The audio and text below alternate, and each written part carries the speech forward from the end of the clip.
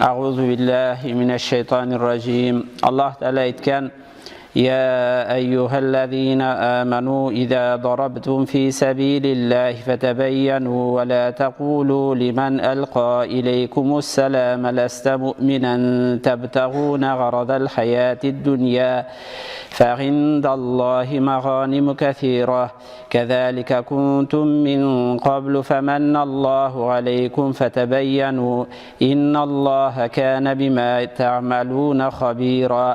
Allah Teala bu ayette ayta Nisa suresinde: Ey müminler! Allah yolunda yürüsəgiz, aşıqlağız, kişilerini yaxşılap tanığız, biligiz. Selam verip sizge itaat etken kişiге sen mümin tugil demegiz.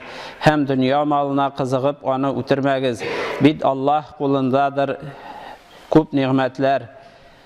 Başta özügiz de şunday idigiz. Allah sizge nimet kıldı, yani imanğa getirdi. Şulay bulgaç nıqlap tekşirigiz. Allah sizden kılgan işlerigizden haberdar buldu deyip ayta.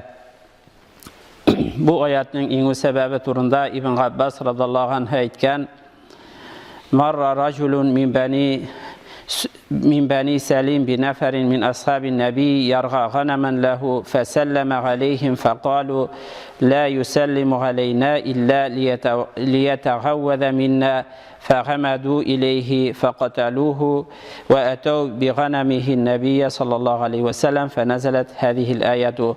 İbn Abbas radıyallahu anh ayta, Bani Salim kabilesinden bir kişi sahabelerden bir türküm yanından, yani asker türkümü yanından ötüp gitti de, özünün ötüp bara idi, özünün sarıkların kütüp. Hem ol sahabeler yanından ötkende onlarga selam verdi. Hem bu sahabeler bu bizden ötürmesin deyip korkup, saklanıp kına bizge selam bire deyip, onu müşrik deyip ötürdüler. Hem onun sarıklarını alıp Medine'ye Peygamber sallallahu aleyhi ve sellem yanına koydular. Hem indi şuşu halden soň, şuşu vakigadan soň Allah Teala ayetlerini indire.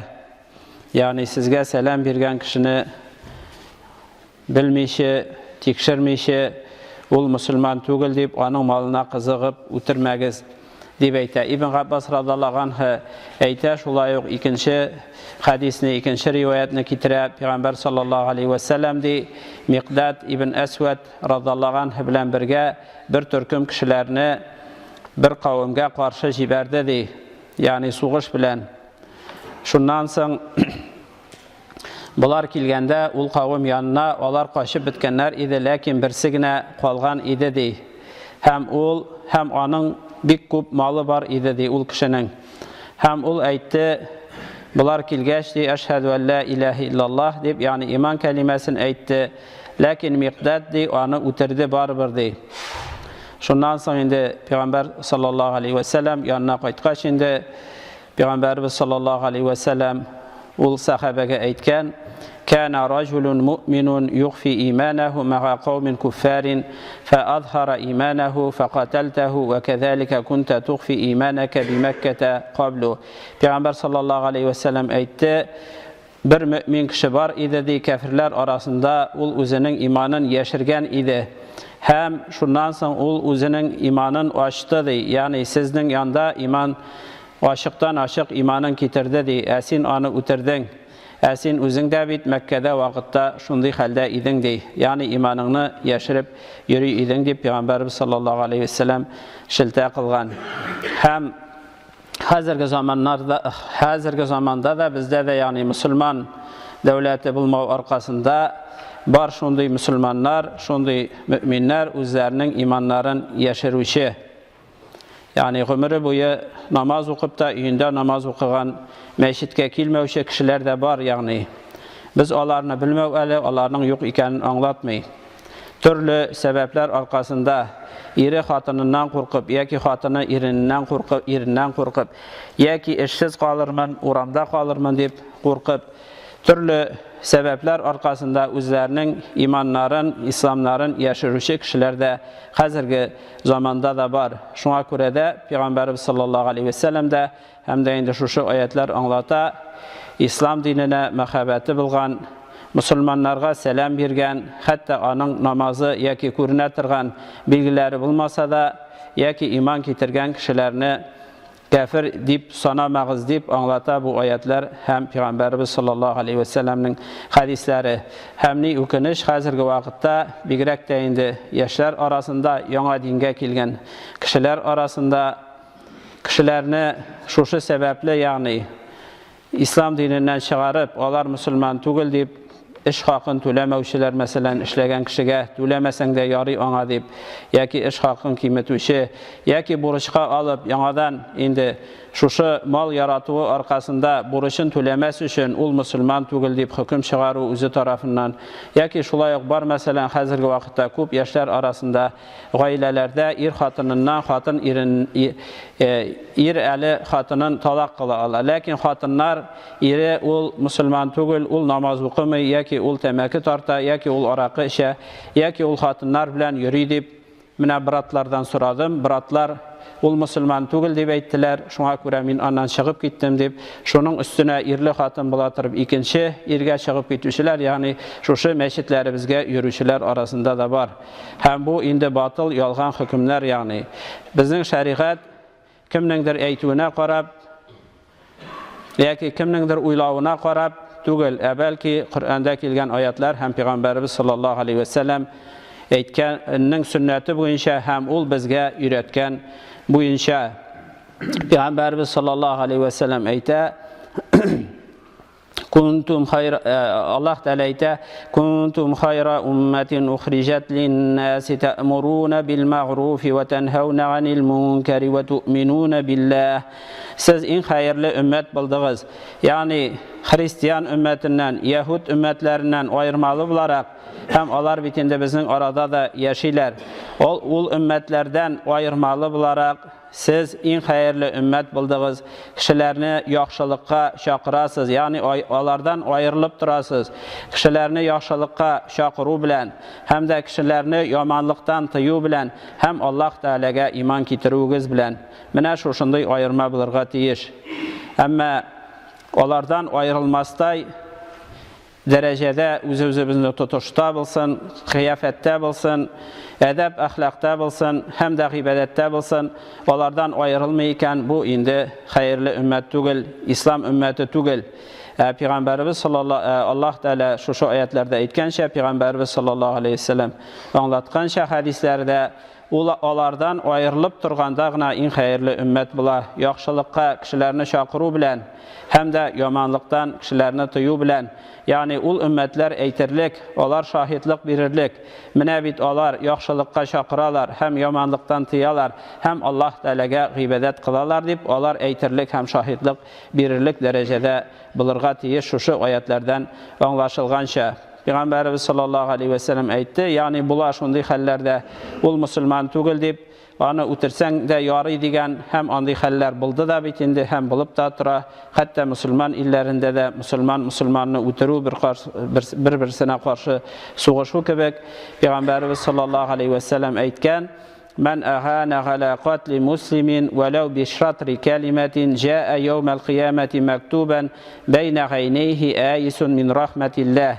Peygamberimiz sallallahu aleyhi ve sellem ayta kim Müslümanını utirirge yardım etse yartı söz bilen gine bulsa da yani kural bilen utirugine tugul yartı söz bilen bulsa da yani onun kanun halal kılı yani ul Müslüman tugul deyip onu utirsen de yarı yaki tolasan da yarı malın yaki namusuna tiysen de yarı deyip yartı kelime bilen gine yardım etse de yartı söz gine etse de yardım etse de şol sözü bilen ol internet arqılı bolsan köbrəgində şunday əybirlərdə kile məsələn internet arqılı mənə biz anda kirdik, onda sorav jiberdik, bizga cavab keldi. Şunda şunun kebek əybirlər indi mında kirə. Yaki kengaş sorasa yartı söz bilen gine yardım etse de degen kıyamet gününde onun mangay arasında gözleri arasına yazılgan bulur. Allah Teala'nın rahmetinden ümitsiz deyipdi. Yani anday kişi cennetke kirmez degen özü uturuşigine tugul söz bilen de yardım etüşi şu Müslümanın uturuga yakinde şuluk hükümde bula Müslümanlarına zulüm kılı, onların mallarını tartıp alı, onların haklarını ötemev hem namuslarına qagılу, namuslarına tiyu. Şuna görə də müsəlmanlar ixtibarlı bulurğa tiyişli. Bu turda şulay yox hadis getirilir İmam Buxarida Abdullah ibn Umar radallahu anh aytə Rasulullah sallallahu aleyhi ve sellem Halid ibn Velidni Bəni Xuzeymə qabiləsinə ciberdə deyil. Yani ғəskər bilən. Həm onlarını İslam dinine çağırdı, yani bu urunu. Lakin onlar nadanlıkları səbəbli indi biz İslam'a kirdik, iman getirdik deyib eytə bilmədilər. Belki bitindi Qarablar, onlar indi tevhidini bilməyənlər, yani kitab əhilləri bilən bik ez aralaşqanlar. Şul səbəbli indi İslam dini kilgəş, onlar bu yıldızlarga tabunuşu kibik sabə dini deyib uylağanlar. Hem bunlar nadanlıkları səbəbli indi biz sabə nə deyənlər, yani sabə dininə kirdik deyənlər, biz İslam dininə kirdik deyib eytə bilməyənlər nadanlıkları səbəbli. Halid radallahu anh indi şunun arkasında onlarını utirgən, yani onlarga karşı suğuşqan, İslam dininə kirmədilər deyib. Peyğəmbərimiz sallallahu aleyhi ve sellem'ə bu xəl irişkəndən soň ol indi qulların kötərib dua qılğan, həm eytkən Allahümme inni abrau ileyke mimma sana'a Halidun ve ba'atha Aliyan fudiya fefudiya qatlahum ve ma utlife min amwalihim hatta meylagatel kelbi. Şundan soň indi bu xəldən soň Peyğəmbər sallallahu aleyhi ve sellem qulun kötərib dua qılğan, ya Allah, min sina, yani Halid işləgən işdən min sina sıyınam, min ul işdən yıraq degen. Yani minim ul işə qatışım yox deyib dua qılğan.